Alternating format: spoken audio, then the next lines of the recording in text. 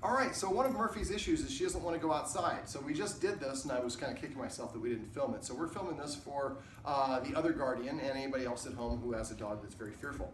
Now, what we've tried to do is, if I remember from our initial conversation, you mentioned that some people had tried to put the dog on a leash and kind of pull the dog outside or into the basement. Am I confusing the outside Down and the the basement? Okay, so when we do that, just like us, if my life's quest is to find something and somebody kidnaps me and forces me into a room to look at something and it turns out to be what my life's work has been, I'm still going to resent it because I'm being forced and the choice has been taken away from me. So I always want to get the dog to do the work. So what we did first is we worked on a little bit of a targeting exercise, which kind of got her accustomed to it. And then we started working on a little bit of a focus exercise to get her just used to focus on me, and we're using these high-value Tricky Trainer liver-flavored treats, which she really responds to. So going outside is a bit of a hurdle for her.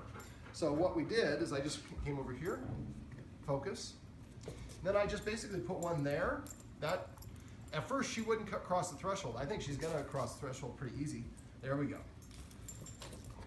So every time she comes out, something good happens to her. Now, we can do that, which is called the jackpot. So I'm leaving multiple treats.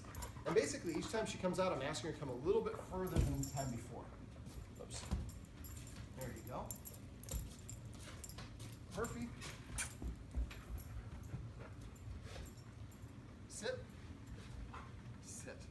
So now we're outside. Murphy came outside on her own and kind of hung out a little bit. Murphy, come.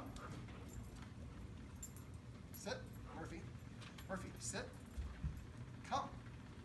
So what I'm letting her do is after each time is I'm letting her go back inside so she feels a little bit more comfortable. Murphy, come. Sometimes the threshold itself is the biggest barrier. I'm gonna do this. I know we're letting out a lot of beautiful cold air here in Nebraska, but we're getting such a good response, I wanna take advantage of it.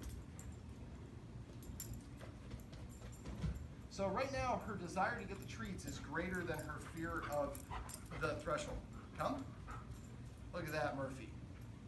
Sit. Sit. Now I'm just kind of tossing him off and letting her go get him. Murphy, let's see if we can get you to go further. Oh, there's one. There's an easy one. Murphy. Murphy.